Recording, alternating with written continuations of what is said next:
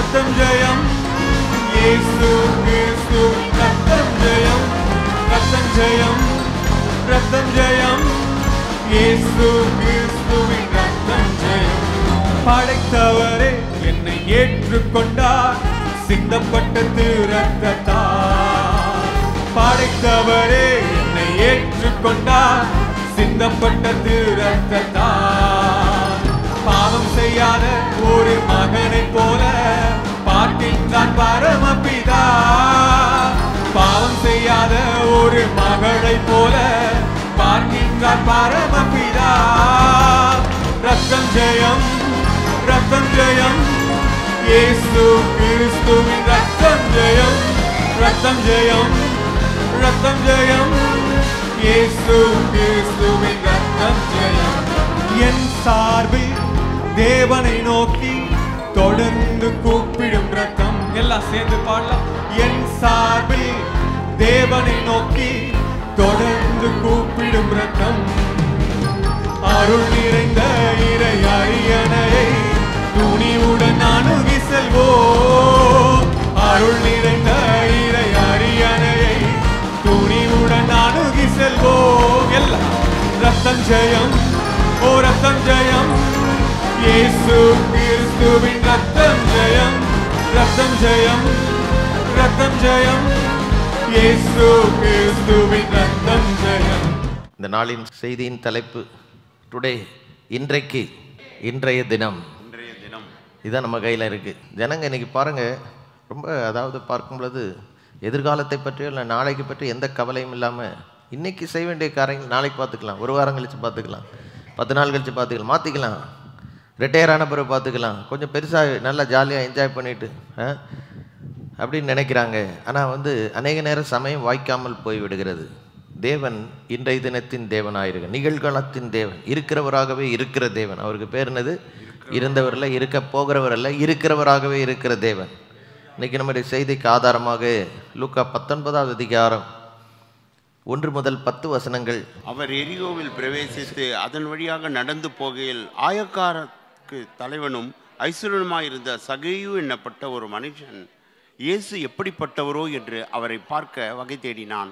அவன் குள்ளனானபடியால் ஜனக்கூட்டத்தில் அவரை காணக்கூடாமல் அவர் போகும் வழியில் முன்னாக ஓடி அவரை பார்க்கும்படி ஒரு காட்டாத்தி மரத்தில் ஏறினான். இயேசு அந்த இடத்தில் வந்தபோது அண்ணாந்து பார்த்து அவனை கண்டு, சகேயுவே, நீ சீக்கிரமாய் இறங்கி வா, இன்றைக்கு நான் உன் வீட்டிலே தங்க வேண்டும் என்றார். அவன் சீக்கிரமாய் இறங்கி சந்தோஷத்தோடு அவரை அழைத்து கொண்டு போனான். அதை கண்ட யாவரும், இவன் பாவியான மனுஷனிடத்தில் தங்கும்படியா போனார் என்று முறுமுறுத்தார்கள். சகேயு நின்று கர்த்தரை நோக்கி, ஆண்டவரே, என் ஆஸ்திகளில் பாதி ஏழைகளுக்கு கொடுக்கிறேன். நான் ஒரு இடத்தில் எதையாகிலும் அநியாயமாய் வாங்கினதுண்டானால் நாளத்தனையாக திரும்ப செலுத்துகிறேன் என்றான். இயேசு அவனை நோக்கி, இன்றைக்கு இந்த வீட்டுக்கு ரட்சிப்பு வந்தது. இவனும் ஆபிரகாமுக்கு குமாரனாய் இருக்கிறானே. எழுந்து போனதை தேடவும் ரட்சிக்கவுமே மனுஷகுமாரன் வந்திருக்கிறார் என்றார். இயேசு எங்கு போனாலும் திரள் கூட்டமான ஜனங்கள் அவரோடு செல்வது வழக்கமாக இருந்தது. ஏன்னா அவர் செய்த அற்புதங்கள், அதிசயங்கள், அவருடைய வாழ்க்கையில், அவருடைய ஊழியத்தில் வெளிப்பட்ட தேவ பிரசன்னத்தை தான் பார்த்து திரள் கூட்டமான ஜனங்கள் அவரை பார்க்க முடியாது நெருங்கி வருகிற சூழ்நிலை. இதன் மத்தியில் எரிகோ என்கிற பட்டணத்தின் வழியாய் நடந்து போகையில், அந்த பட்டணத்தில் போய் எதுக்கு போனாரோ அந்த பட்டணத்தில், அதுக்கப்புறமா அந்த பட்டணத்தில் என்ன செய்தாருன்னு தெரியல. அல்லேலூயா. அந்த பட்டணத்துக்கு சமீபமாய் வரும்போதே ஒருத்தனுக்கு அற்புதத்தை கொடுத்துறார். முந்தின அதிகாரத்தில் 18வது அதிகாரத்தில் முடிவில் பார்க்கும் பொழுது ஒரு குருட்டு பிச்சைக்காரனுக்கு அல்லேலூயா அங்கே ஆண்டவர் விடுதலை கொடுத்து விட்டு எரிகோ வழியாக நடந்து போகிறார். அவர் எங்கே போனாலும் அங்கங்கே நடந்து கொண்டிருந்த அற்புதங்கள், அதில் சிலவற்றை தான் எழுதி வைத்திருக்கிறார்கள். எரிகோ வழியாக நடந்து போகும் பொழுது சகேயு என்று சொல்லப்பட்ட பெரிய செல்வந்தன், பணத்துக்கு குறைச்சல் இல்லை, நல்ல அரசாங்க வேலை, ஆனால் அவனுடைய பணி நிமித்தமாக அல்லேலூயா சம்பளத்தோடு நிறைய பேரை ஒடுக்கி அநியாயமாக சம்பாதித்திருந்திருப்பான் போல தெரியல. அல்லேலூயா. நீங்கள் பார்க்கும் பொழுது இவ்வளோ பெரிய வசதி வாய்ப்போடு இருந்தாலும் ஊரில் அவனுக்கு பேர் சரி கிடையாது. இன்றைக்கி நிறைய பேருக்கு நல்ல வசதி வாய்ப்பு இருக்குது, அடியாள் இருக்குது, கார் டாம்பிகமான காரில் இறங்குறாங்க. வீடு பார்த்தாக்கா ராஜாவுடைய மாளிகை போல் இருக்குது, ஆனால் என்ன கிடையாது, நல்ல பேர் இல்லை. இந்த மனுஷனை பற்றி இன்றைக்கி நம்ம வாசிக்கும் பொழுது அவனுக்கு உலகத்தார் மத்தியில் அவனுக்கு துர்சாட்சி. எல்லோரும் பார்க்கும்பொழுது ஒரு பக்கம் பயந்துருப்பாங்க, நடுக்கத்தோடு இருந்திருப்பான். அவனை யாரும் டிஸ்டர்ப் பண்ணாதீங்கன்றது இருப்பான். ஆனால் யாருமே அவங்ககிட்ட நெருங்கி போயிருக்க மாட்டாங்க. இப்படிப்பட்ட சூழ்நிலையில் ஒரு தனிமையின் வாழ்க்கை. அந்த நேரத்தில் ஆண்டவர் இயேசு எப்படிப்பட்டவரோ என்று பார்க்கணும். அவனுக்கு இருக்கக்கூடிய செல்வம், அவனுக்கு கூடிய வசதிகள், அவனுக்கு இருக்கக்கூடிய உத்தியோகம் திருப்தியை கொடுக்கவில்லை. வாழ்க்கையில் ஏதோ ஒன்று இல்லை என்று உணர்ந்தானோ என்னமோ தெரியல. ஆண்டவர் இயேசுவை பார்க்க முடியாது ஓடி வந்தான். கொஞ்சம் குள்ளமாக இருந்ததுனால இயேசுவை இந்த கூட்டத்தின் மத்தியில் பார்க்கக்கூடாதுன்னு ஒரு சூழ்நிலை இருந்ததுனால போய் ஒரு காட்டத்தி மரத்து மேலே ஏறி அங்கேருந்து பார்த்துக்கிட்டு இருக்கிறான். இந்த ஊர்வலத்தில் இயேசு போகும், அவர் முகத்தை பார்க்கணும், அவர் எப்படிப்பட்டவர், இதனால் அவனுக்கு என்ன கிடைக்கும் என்று தெரியல. பெரிய ஒரு அரசியல் பிரமுகரை பார்க்கறது போல எப்படா இவருக்கு இவ்வளோ பெரிய கூட்டம் இருக்கு, அவர் எப்படி இருக்கிறார். இன்றைக்கி மாதிரி அன்னைக்கு ஃபோன் இல்லை, டிவி இல்லை, ஃபோட்டோ இருந்திருக்காது கண்டிப்பாக. இன்றைக்கி ஒருத்தருடைய தோற்றத்தை அறியறதுக்கு இதெல்லாம் நமக்கு என்ன செய்யுது, உதவி செய்கிறது. ஒருத்தருடைய படம் இன்றைக்கி ஆன்லைனில் வருகிறதுனால இவருடைய தோற்றம் எப்படி இருக்குன்னு நம்ம எல்லோரும் ஏற்கனவே பார்த்து அறிந்து வைத்திருக்கிறோம். அன்னைக்கு இப்படிலாம் எதுவும் கிடையாது.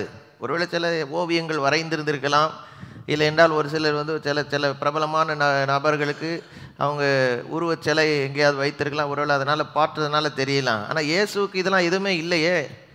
இவனுக்கு அவர் தோற்றம் எப்படி இருக்குன்னு தான் பார்க்க யோசித்து போகிறான். போய் மரத்து மேலே ஏறி, இப்போ நான் சொன்னது போல் வீட்டு வழியாக போகும்பொழுது பார்த்ததோடு முடிஞ்சு சரி வீட்டுக்கு போகலாம் நினச்சிக்கிட்டு இருக்கிறான். அன்னைக்கு நடந்தது வேறு. அவன் இருந்த மரத்தின் அடியில் இயேசு வருகிறார். வரும்பொழுது இவன் பார்த்துக்கிட்டே என்னடா இப்படி போயிட்டே இருக்க, திடீர்னு இப்படி லெஃப்ட் திரும்புகிறாரு, நம்ம இருக்கிற மரத்துக்கிட்ட வருகிறாரு. இயேசு சொன்ன வார்த்தை தான் இன்றைக்கி உங்கள் மத்தியிலே சொல்ல விரும்புகிறேன். இயேசு அந்த இடத்தில் வந்தபோது மேலே அண்ணாந்து பார்க்குறேன், இவனுக்கு படபடன்னு ஆயிடுச்சு. அப்படி தான் இருக்குன்னு நினைக்கிறேன். இயேசு சொன்ன வார்த்தை, இன்றைக்கு சகையவே சீக்கிரமாய், எப்படி இருக்குன்னு யோசிச்சு பாருங்க. சீக்கிரம் இறங்கி வா, இப்போ நான் உடனே வீட்டுக்கு வரணுன்றார். ஆனால் அதுக்கு ஒரு காரணம் இருக்குது. அல்லேலூயா. இந்த அதிகாரத்தில் இன்றைக்கு என்கிற வார்த்தை இந்த சம்பவத்தில் 2 முறை பயன்படுத்தப்பட்டிருக்கு. இன்னொரு இடத்தையும் இன்றைக்கு என்கிற ஒரு சத்தியம் சொல்லப்பட்டிருக்கு. இன்றைக்கி பாருங்கள், நல்லா புரிந்து கொள்ளுங்க. எல்லாமே இன்றைக்கு தான் நம்ம கையில் இருக்குது. 2 நிமிஷம் கழித்து என்ன நடக்கும்னு யாருக்கா தெரியுமா? ஆணித்தரமாக சொல்ல முடியுமா? நாளைக்கு என்ன சம்பவிக்குமோ யாருக்கு தெரியும். ஆனால் நமக்கு பயம் இல்லை. என் காலங்கள் அவருடைய கரத்தில் இருக்குது, தீமை அணுகாது. அல்லேலூயா. தேவ பிள்ளைகளுக்கு நாளைக்கு இன்னைக்கு போல் ஆசீர்வாதமாக தான் இருக்கும். அப்படி தான் பைபிள் ஆண்டவர் எழுதியிருக்கிறார். அல்லேலூயா.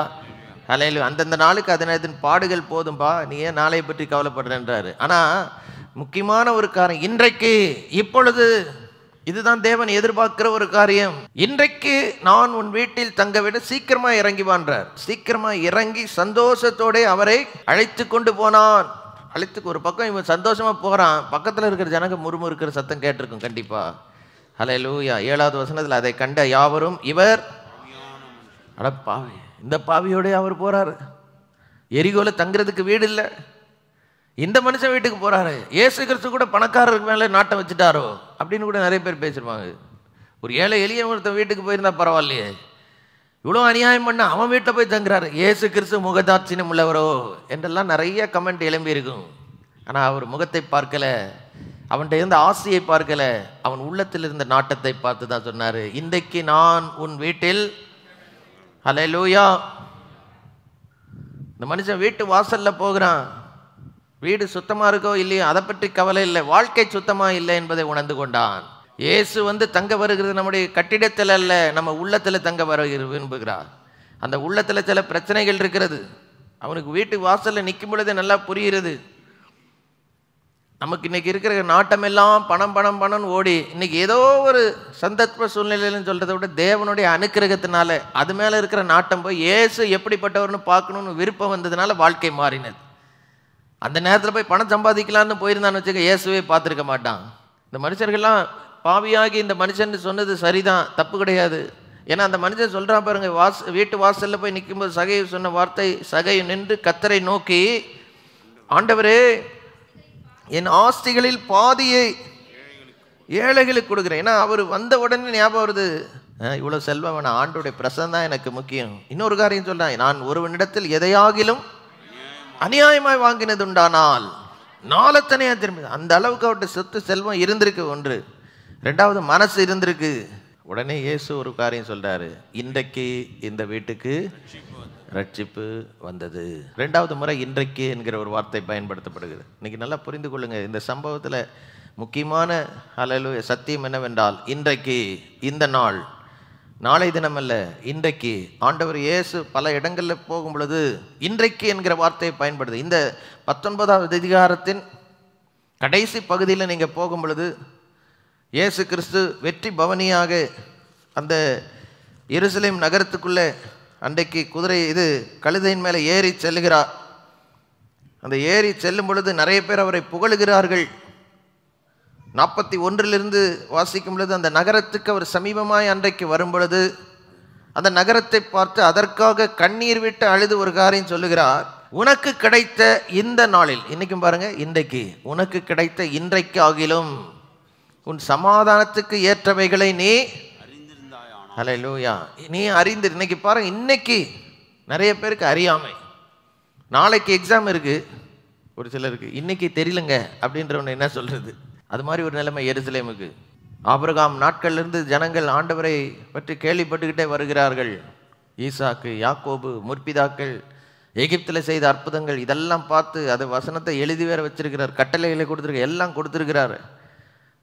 1-2 வாட்டி சிறை கைதிகளாக போயிட்டு வந்துட்டாங்க. நியாய தீர்ப்புலாம் முடிஞ்சு கடைசியில் இயேசு வரும்பொழுது நீங்கள் பார்க்கும் பொழுது அநியாயத்தின் உச்சக்கட்டத்தில் அந்த எருசலேம் நகரம், இஸ்ரவேல் தேசம் இருந்தது.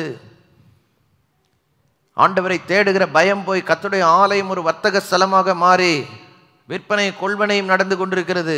பெரிய வியாபாரம் நடந்துகிட்டு இருக்குது. ஆடு மாடு புறாக்கள் விற்று கொண்டிருக்கிறார்கள். வருகிற ஜனங்கள் ஒடுக்கப்படுகிறார்கள். ஏழை எளிய ஜனங்கள் கர்த்தருடைய ஆலயத்துக்குள் வர முடியவில்லை. அந்த நிலைமையில் தான் இயேசு அந்த நகரத்தை பார்த்து கண்ணீர் விட்டு அழுகிறார்.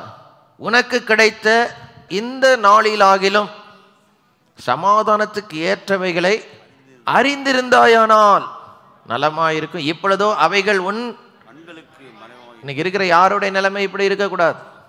அல்லேலூயா. இன்னைக்கு நம்ம ஆசீர்வாதத்துக்குரிய காரியங்கள், நம்முடைய சமாதானத்துக்குரிய காரியங்கள், நம்முடைய விடுதலைக்குரிய காரியங்கள், நம்முடைய ரட்சிப்புக்குரிய காரியங்கள் இன்றைக்காவது நீங்க அறியக்கூடிய கண்களை இன்றைக்கு கர்த்தர் தருவாராக. ஹல்லேலூயா, ஹல்லேலூயா. நாளைக்கு தரட்டுங்க, 2 நாள் கழிச்சு தரட்டும், கொஞ்சம் இன்னைக்கு நல்லா என்ஜாய் பண்ணிட்டு வந்துடுறேன். நாளைக்கு போய் எல்லாம் வேலை, நாளைக்கு ஒரு முக்கியமான வேலை இருக்குது, அதில் கர்த்தருக்கும் அதுக்கு சம்மந்தமே இல்லை. நாளைக்கு முடிச்சுட்டு நாளானைக்கே சமாதானத்துக்கு ஏற்ற காரியங்களை கர்த்தர் எனக்கு தந்தால் நல்லா இருக்குன்னு சொல்கிறக்கூடிய ஜனங்களுக்கு நாளைக்கு வருமோ வராதா தெரியாது. ஸோ இந்த அதிகாரத்தில் 3 முறை இன்றைக்கு, இன்றைய தினம் என்கிற கருத்து வருது.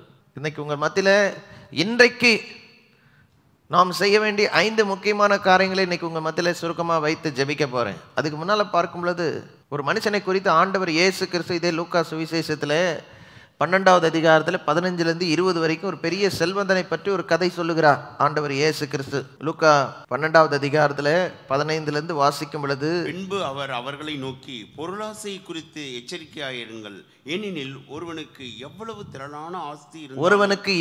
திரளான ஆஸ்தி இருந்தாலும் அது அவனுக்கு ஜீவன் அல்ல என்றார். அல்லாமலும் ஒரு ஓமையை அவர்களுக்கு சொன்னார். செல்வந்தனான பணக்காரனாய் இருந்த ஒரு மனிதன் நிலம் நன்றாய் விளைந்தது. அப்பொழுது அவன், நான் என்ன செய்வேன்? என் தானியங்களை சேர்த்து வைக்கிறதுக்கு இடமில்லையே. நான் ஒன்று செய்வேன், என் களஞ்சியங்களை இடித்து பெரிதாக கட்டி எனக்கு விளைந்த தானியத்தையும் என் பொருள்களையும் அங்கே சேர்த்து வைத்து, பின்பு ஆத்மாவே உனக்காக அநேக வருஷங்களுக்கு அநேக பொருள்கள் சேர்த்து வைக்கப்பட்டிருக்கிறது. நீ இளைப்பாரி புசித்து குடித்து பூரிப்பா இரு என்று என் ஆத்மாவோட சொல்லுவேன் என்று தனக்குள்ளே சொல்லக்கூட இல்ல, சொல்லலாம் என்று சிந்தித்தான். நிறைய வருஷம் நம்ம இருக்க போறோம், எவ்வளவு சம்பாத்தியம் வந்துருச்சு, சந்ததிக்கு வேண்டிய ஆசீர்வாதத்தை சேர்த்து விட்டோம்.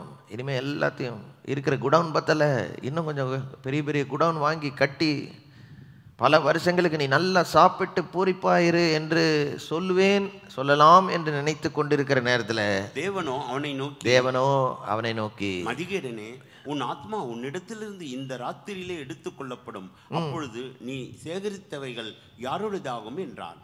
இன்றைக்கு அதுல இன்னைக்கு இன்னொரு பதம் இருக்கு, இன்று ராத்திரி. நைட்டு தூங்கி காலையில் எந்திரிக்கிறோம் பாருங்க, அதை போல பெரிய அதிசயம் வேற எதுவும் கிடையாது. ஒரு சிலர் ராத்திரி படுக்கிறாங்க, காலையில் ஆளே காணோம். இங்கே அதை தான் சொல்றாரு, பல வருஷத்துக்கு நான் உனக்கு வேண்டியதெல்லாம் சேர்த்துட்டேன்ற ஒரு மனுஷனை பார்த்து ஆண்டவரேன்னு சொல்றாரு, இன்று ராத்திரி, நாளைக்கு வேண்டாம்ப்பா, இன்று ராத்திரி உன்னுடைய ஜீவன் போனா நீ எங்கே போவ யோசித்து பாரு. அதில் நீ சேர்த்தவைகளாம் யாருக்கு சொந்தமாக இருக்கும்? அப்போ இன்னைக்கு ராத்திரி வரைக்கும் வெயிட் பண்ணுவோம். இப்போ செய்ய வேண்டிய சில காரியங்கள் இருக்கு. இன்றைக்கு அவர் வந்தாலும் என்ன செய்யணும்? போகிறதுக்கு ரெடியாக இருக்கணும். எதனால இன்னைக்கு தான்ப்பா, நாளைக்கு இல்லை. இன்றைக்கு செய்ய வேண்டிய காரியங்களை இன்றைக்கே செய்தாக வேண்டும். ஒன்று மாத்திரம் என்றைக்குமே மாறாது.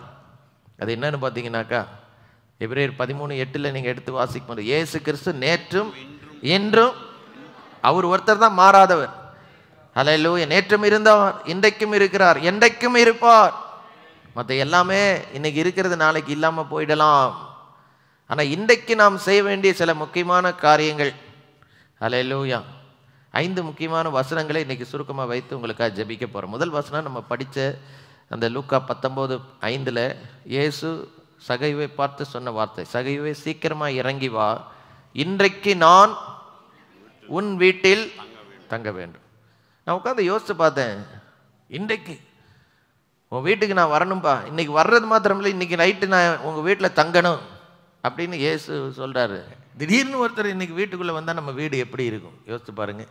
இன்றைக்கு இயேசு வந்து தங்குவதற்கு உங்கள் வீடு ஆயத்தமாக இருக்கிறதா? ஆனால் இன்றைக்கி பாருங்கள், இன்றைக்கு தாங்க ஆண்டவர் இயேசுவுக்கு நம்ம வாழ்க்கையில் இடம் கொடுக்கணும். உங்கள் வீட்டில் உங்கள் வாழ்க்கையில் இயேசு வந்து தங்க விரும்புகிறார். ஹல்லேலூயா. நம்ம தான் அவருடைய ஆலயம். நம்ம இருதயத்துக்குள், நம்ம உள்ளத்துக்குள் வந்து தங்க விரும்புகிறார். பாருங்கள், சகையு தன் வீட்டுக்குள்ளே போகிறதுக்கு முன்னால் வீடை சுத்தம் பண்ண அவர் முயற்சி செய்யலை, ஆனால் வாழ்க்கையை சுத்தம் பண்ண முயற்சித்தார். இன்றைக்கி இயேசு வந்து தங்க வேண்டும்னா வீடு சுத்தத்தை பார்க்கல. உங்கள் வீட்டில் ஹல்லேலூயா விலை உயர்ந்த உட்கார்ற வசதி இருக்குதா, இல்லை குளிர் சாதனங்கள் இருக்குதா, இல்லை குடிக்கிறதுக்கு நல்ல குளி தண்ணி இருக்குதா, இயேசு கொடுக்கறதுக்கு டீ காப்பி இருக்குதா, இதெல்லாம் அவர் பார்க்கல. உங்கள் வாழ்க்கை இயேசு வந்து தங்கிறதுக்குரிய ஆயத்தமாக்கப்பட்ட நிலைமையில் இருக்குது. நம்ம என்னங்க ஆயத்தம் பண்ண முடியும் அவர் வந்து தங்கிறதுக்கு? ஒரே ஒரு காரியம், நம்ம குறைகளை அவர் இடத்துல அறிக்கை செய்து ஆண்டவரை மன்னியும்னு கேட்டால் அவர் வந்து தங்குவதற்குரிய இடத்தின் ஆயத்தத்தை அவரே பண்ணிடுவார். ஹல்லேலூயா. இன்றைக்கு இந்த நாள் இயேசு உங்கள் வீட்டில் வந்து தங்க, உங்கள் வாழ்க்கையில் வந்து தங்க விரும்புகிறார். ஒப்பு கொடுங்க. வேற யாருக்கும் உங்கள் வாழ்க்கையில் இடம் கொடுத்து இன்னைக்கு ஆண்டவருக்கு கொடுக்க வேண்டிய முக்கியத்துவத்தை குறைத்து இந்த இடத்துல யாராகிலும் இருப்பீர்கள் என்றால் இன்றைக்கு அதை தள்ளிவிட்டு இயேசு வந்து தங்குவதற்கு, இன்னைக்கு உங்கள் வீட்டில் வந்து இயேசு தங்குவதற்கு உங்கள் வாழ்க்கையில் இருக்கிற பிரச்சனை, உங்கள் வீட்டில் இருக்கிற பிரச்சனை இல்லை, உங்கள் தங்குற கட்டிடத்தில் இருக்கிற பிரச்சனை அல்ல, உங்கள் வாழ்க்கையில் இருக்கிற போராட்டங்கள், பிரச்சனைகள், பாவங்கள், அநியாயங்கள், அக்கிரமங்களை தள்ளிவிட்டு அறிக்கை பண்ணிவிட்டு இயேசு வந்து தங்குவதற்கு இடம் கொடுங்க. ஹல்லேலூயா. ரெண்டாவது, இன்றைக்கு காரியம், சங்கீதம் 95:8 இன்று அவருடைய சத்தத்தை கேட்பீர்களாகில், வனாந்திரத்திலே கோபம் மூட்டின போதும் சோதனை நாளில் நடந்தது போல உங்கள் இருதயத்தை, இன்றைக்கு ஒரு மனம் திரும்புதலின் காலம், ஒரு கீழ்ப்படிதலின் நாள். டுடே, இன்றைக்கு என்ன தினம்? இயேசுவுக்கு நம்ம வாழ்க்கையை கொடுக்கிற தினம் இன்றைக்கு. ரெண்டாவது, அவருடைய சத்தத்துக்கு கீழ்ப்படுகிற தினம். இன்றைய தினம் என்னது? இயேசுவின் சத்தத்திற்கு, உணர்த்துதலுக்கு கீழ்ப்படுகிற தினம். மேலிருந்து பரலோகத்திலிருந்து இஸ்ரவேல் ஜனங்களோடு பேசினார்கள். அவர்கள் அநேகர் கடின இருதயத்தோடு கூட ஆண்டவரை விசுவாசியாமல் அவர் கொடுக்கிற ஆசீர்வாதத்துக்காகவே அவரை பின்பற்றி வந்தார்கள். அவங்க எதிர்பார்த்து வந்தது பெரிய பெரிய திராட்சை தோட்டம், கட்டாத நகரங்கள், எல்லா வசதி வாய்ப்பு கொண்ட வீடுகள் கிடைக்கணும், அதை நம்பி தான் வந்தாங்க. வனாந்தர பாதை கடினமாக இருக்கும் பொழுது ஆண்டவருக்கு விரோதமாக முறுமுறுத்தார்கள். தேவன் சொன்ன கட்டளைகளை கீழ்ப்படியவில்லை. ஆண்டவர் அறிவுறுத்தின பொழுதும் கை கொள்ளவில்லை. அவங்கள பற்றி ஆண்டவர் சொல்றார், சங்கீதம் அந்த 95:11 பார்க்கும் பொழுது, அப்படிப்பட்ட ஆண்டவர் கொடுக்கிற அந்த அழைப்புதல் இல்லை அவருடைய உணர்த்துதலுக்கு கீழ்ப்படியாமல் இருதயத்தை கடினப்படுத்தினவர்களை பார்த்து சொல்லுகிற, என்னுடைய இளைப்பாறுதல் அவர்கள் பிரவேசிப்பது இல்லை என்று என்னுடைய மனம் திரும்புதலுக்கு இன்றைக்கு தான் தினம். இன்றைய தினத்தில் நம்மையை தாழ்த்தி ஆண்டவரை ஒப்பு கொடுக்குறோம்பா, துர்க்குணம் மாறணும்னு ஆண்டவர் பேசிக்கிட்டே வர்றாரு. ஆனால் மனசில் ஒரு ஒப்பு கொடுத்தலே இல்லாமல் இது யாருக்கோ வந்த விருந்து என்று உட்கார்ந்து இன்னும் அதே கோபம், மூர்க்கம், கசப்பு, வெறுப்பு, சண்டை, முறுமுறுத்தல், புறங்கூறுதல், இந்த இடத்துக்குள்ள வந்து எந்த மாற்றம் வாழ்க்கையில் வரவில்லை என்றால் இன்றைக்கு அவருடைய சத்தத்தை கேட்கும் பொழுது இருதயத்தை கடினப்படுத்தாதீங்க. ஹல்லேலூயா. இந்த சங்கீதம் 95:8 வசனங்களை எபிரேயருக்கு எழுதின நிருபத்தில் 3வது அதிகாரத்தில் குறிப்பிட்டு சொல்றார் பாருங்க. எபிரேயருக்கு நிருபத்தில் 3வது அதிகாரத்தில் 7 வருகிறது. ஆகையால் பரிசுத்த ஆவியானவர் சொல்லுகிறபடியே இன்று அவருடைய சத்தத்தை, அந்த அதே வசனத்தை இங்கேயும் சொல்றாரு. 11 வரைக்கும் இளைப்பாறுதல் பிரவேசிப்பதில்லை என்று சொல்லிட்டு 12, 13 வசனங்களை நீங்கள் எடுத்து வாசிக்க முடியாத முக்கியமான சகோதரரே, ஜீவனுள்ள தேவனை விட்டு விலகுவதற்கு ஏதுவான அவிசுவாசமுள்ள பொல்லாத இருதயம் உங்களில் ஒருவனுக்குள்ளும் இராதபடிக்கு நீங்கள் எச்சரிக்கை கவனமா இருங்க. உங்க இருதயத்தை பற்றி கவனமா இருங்க. எங்கிருந்து இதெல்லாம் வெளிப்படுது? உங்களையே மீறி சில நேரம் ஒரு கோபம் வருகிறது. யாரும் உங்களை பார்த்தா பயப்படக்கூடிய விதத்தில் நீங்கள் நடந்துக்கிறீங்க. உங்கள் வீட்டாட்கள் பயப்படுறாங்க. நீங்கள் பழகிற ஜனங்கள், ஐயோ இவர் டிஸ்டர்ப் பண்ணாத, மோசமானவன்பா, வெளியே சொல்ல மாட்டாங்க. ஆனால் உங்கள் பின்னால் என்ன நினைப்பாங்க யோசிச்சு பாருங்க. சாந்த குணமுள்ளவர்களாக இருக்கிறீங்களா? உங்கள் சாந்த குணமல்லவா எல்லாருக்கும் தெரிந்திருக்க வேண்டியது. உங்கள் கோபம், உங்கள் மூர்க்கம், முகத்தில் கடி போட்டால் பெரிஞ்சு அப்படியே அப்படியே பொடபடன்னு பொறிச்சிடும் போல அந்த அளவுக்கு இருக்க எரிச்சல், வைராக்கியம், துர்க்குணம் எங்கிருந்து வருகிறது? கடின இருதயத்திலிருந்து, பொல்லாத அவிசுவாசம் உள்ள அந்த இருதயத்தில் அல்லவா வருகிறது. தேவனை விட்டு விலகுகிறதுக்கு ஏதுவான பொல்லாத இருதயம் உங்களில் ஒருவனுக்கு. இந்த இருதயத்தை கவனமாக இன்னைக்கு காத்து. இன்றைக்கு உங்கள் ஹார்ட்டை ரெடி பண்ணுகிற நாள். இன்றைக்கு உங்கள் ஹார்ட்டில் ஒரு மாற்றம் வரணும். உங்கள் ஹார்ட்டுக்குள்ளே இயேசு வரணும். உங்கள் இருதயத்துக்குள்ளே யார் வந்து தங்கணும்? இன்னைக்கு வந்து தங்கணும். ஹல்லேலூயா. இன்று அவருடைய சத்தத்தை கேட்பீர்களாகில் உங்கள் இருதயத்தை கடினப்படுத்தாதீங்கன்னு 3வது சொல்றாரு. 2வது, 3வது பார்க்கும் பொழுது இன்றைய தினம் இதோடைய முக்கியத்துவம் என்ன? யோசுவா 24:15 ஒரு காரியம் சொல்லப்பட்டிருக்குது. கர்த்தரை சேவிக்கிறது உங்கள் பார்வைக்கு ஆகாததாய் கண்டால் பின்ன யாரை சேவிப்பீர்கள் என்று இன்று தெரிந்து கொள்ளுங்கள். இன்றைக்கு என்ன தினம்? இது தெரிந்து கொள்ளுகிற ஒரு தினம். ஹல்லேலூயா. கர்த்தர் தெய்வமாக இருந்தா, இயேசு வழி, சத்தியம், ஜீவன், இத்தனை முறை சொல்லிக்கிட்டே இருக்கிறோம். இயேசு தான் உயிருள்ளவர், மெய்யானவர், நம்முடைய பாவத்துக்காக வந்து மரித்தவர், மரணத்தை ஜெயித்து 3ஆம் நாள் உயிரோடு எழுந்து இன்னைக்கும் பாவத்திலிருந்து மனுஷனை காப்பாற்ற வல்லவர், மரணத்திலிருந்து காப்பாற்ற வல்லவர், பரலோகத்துக்கு அழைத்து செல்ல வல்லவர். இயேசு கிறிஸ்து தான் கடவுள். ஹல்லேலூயா. அவரை விட்டா வேற தேவன் இல்லை. ஹல்லேலூயா. இயேசு கிறிஸ்து பிறந்தது உண்மை, வாழ்ந்தது உண்மை, மரித்தது உண்மை, உயிர்த்தெழுந்தது உண்மை. இன்னைக்கு தெரிந்து கொள்ள வேண்டும். யாரை பிரியப்படுத்த போறீங்க? உங்க உற்ற நண்பரை பிரியப்படுத்த போறீங்களா? அவங்க என்ன, பாஸ்டர் இப்படிலாம் மாறி வந்துட்டா எங்க உறவினர் என்ன நினைப்பாங்க? ஹல்லேலூயா. உபாகமத்தின் புஸ்தகம், இதோ இன்று நான் உங்களுக்கு முன்பாக ஆசீர்வாதத்தையும் சாபத்தையும் வைக்கிறேன். இன்று நான் உங்களுக்கு கற்பிக்கிற உங்கள் தேவனாகிய கர்த்தரின் கற்பனைகளுக்கு கீழ்ப்படிவாயானால் என்ன கிடைக்கும்? ஆசீர்வாதம். எங்கள் தேவனாகிய கர்த்தனுக்கு கீழ்ப்படியாமல் இன்று நான் உங்களுக்கு விதிக்கிற வழியை விட்டு விலகி நீங்கள் அறியாத வேறே தேவர்களை பின்பற்றினால் சாபம் வரும். நீ சுதந்திரிக்க போகிற தேசத்தில் உன் தேவனாகிய கர்த்தர் உன்னை பிரவேசிக்க பண்ணும்போது நீ இப்படிலாம் செய்யணும். ஆசீர்வாதத்தை கூறணும், சாபத்தை கூறணும் சொன்னால் இன்றைக்கு என்கிற ஒரு வார்த்தை. இன்றைக்கு தேவனாகிய கர்த்தரை தெரிந்து கொண்டு அவரை பிரியப்படுத்த வாழ்க்கையை ஒப்பு கொடுத்தால் ஆசீர்வாதம். ஹல்லேலூயா. இன்றைக்கு தெரிந்து கொள்ளுகிற நாள். முதலாவது, இன்றைக்கு இயேசுவுக்கு வாழ்க்கையில் இடம் கொடுக்கிற நாள். இன்றைக்கு நம்முடைய இருதயத்தை சரிப்படுத்துகிற ஒரு நாள். 3வது, இன்றைக்கு நாம் தெரிந்து கொள்ள வேண்டிய நாள். 4வதாக பார்க்கும் பொழுது மத்தேயு 21வது அதிகாரம் 28, 29 வசனத்தில் ஆண்டவர் ஒரு கதை சொல்லுகிறார். வாசிங்க. உங்களுக்கு எப்படி தோன்றுகிறது? ஒரு மனுஷனுக்கு 2 குமாரர் இருந்தார்கள். மூத்தவனிடத்தில் அவன் வந்து, மகனே நீ போய் இன்றைக்கு இன்னைக்கு நம்ம நார்மலா சொல்ல பாருங்களேன். இன்னைக்கு எப்ப நீ போய் நம்முடைய வியாபார ஸ்தலத்தில் வேலை பாரு அப்படின்னு தானே சொல்லுவோம். ஆனா இந்த மனுஷன் என்ன சொல்றாரு? நீ போய் இன்றைக்கு வேலை செய்கின்றார். திராட்சை தோட்டத்தில் வேலை. இன்றைக்கு என்னுடைய பிள்ளைங்கிட்ட போய் நம்ம போய் எப்பா நீ போய் நல்லா படி அப்படின்னு சொல்லுவோம். நாளைக்கு எக்ஸாம் இருக்குன்னா என்ன சொல்ல? நீ போய் இன்னைக்கு படி. அடுத்த வாரம் எக்ஸாம் இருக்குன்னா எப்பா இன்றைக்கு நீ செய்ய வேண்டிய காரியத்தை செய் அப்படின்னு சொல்றேன். அதை போல ஒரு அவசரத்தின் நிலைமை தான் இன்னைக்கு இருக்கு. இன்றைக்கு போய் என் திராட்சை தோட்டத்தில் வேலை செய் என்று மூத்த குமாரனை பார்த்து சொன்னான். அவன் என்ன சொன்னானா? மாட்டேன். அதற்கு அவன் மாட்டேன் என்றான். பாருங்க, எடுத்த உடனே மாட்டேன் என்றான். பின்பு மனஸ்தாபப்பட்டு போனான். இளைய குமாரனை பார்த்து அதே காரியம் சொல்றாரு. அவன் உடனே போகிறேன் ஐயா என்று சொல்லியும் போகவில்லை. ஸோ 2 பேர். ஒருத்தன் இன்றைய தினத்தை முக்கியப்படுத்துகிறான். 4வதாக, இன்றைய தினம் என்ன நாள்? இன்றைக்கு தான் கர்த்தருக்கு வேலை செய்கிற நாள். ஆண்டுடைய திராட்சை தோட்டத்தில் வேலை செய்வதற்கு இன்றைய தினம்தான் நாள். ஆண்டவரை தேடுவதற்கு இன்றைய தினம்தான் நாள். கர்த்தரை கண்டயத்தக்க சமயத்தில் தேடுங்கன்னு சொல்லி இன்றைக்கு அவருக்காக பணியாற்ற வேண்டும். அவருக்காக எதையாகலும் ஒன்றை செய்யணும். அதை இன்றைக்கு தாங்க செய்யணும். ஆண்டவருடைய அன்பை எத்தனை பேருக்கு பகிர்ந்து கொடுத்துருக்கிறீங்க? எத்தனை பேருக்காக ஜெபம் பண்ணி இருக்கிறீங்க? ஆண்டவர் இன்னைக்கும் அறைகோல் விட்டு கொண்டிருக்கிறார். இன்றைக்கு என்னுடைய திராட்சை தோட்டத்தில் போய் வேலை செய் என்று இன்றைக்குன்ற ஒரு வார்த்தை சொல்றாரு. எப்போ திராட்சை தோட்டத்தில் போய் வேலை செய்யன்னு தான் நார்மலாக சொல்லும். என்னுடைய பணியை நீ செய் அல்லேலூயா என்று சொல்லுகிறது நல்லது. ஆனால் நிர்பந்தமான ஒரு சூழ்நிலை இருக்கும். எப்பா இன்னைக்கு போய் செய்ப்பா, இன்னைக்கு செய்யலைன்னா சில பிரச்சனை வந்துடும், இன்னைக்கு நீ போகலைன்னா சில காரியங்கள் தடைப்பட்டு போயிடும் அப்படின்றத ஃபீல் பண்ணுறதுனால தான் இன்றைக்கு என்கிற ஒரு வார்த்தையை நடுவில் போடுறார். அல்லேலூயா, ஒரு அல்லேலூயா சொல்லுங்க.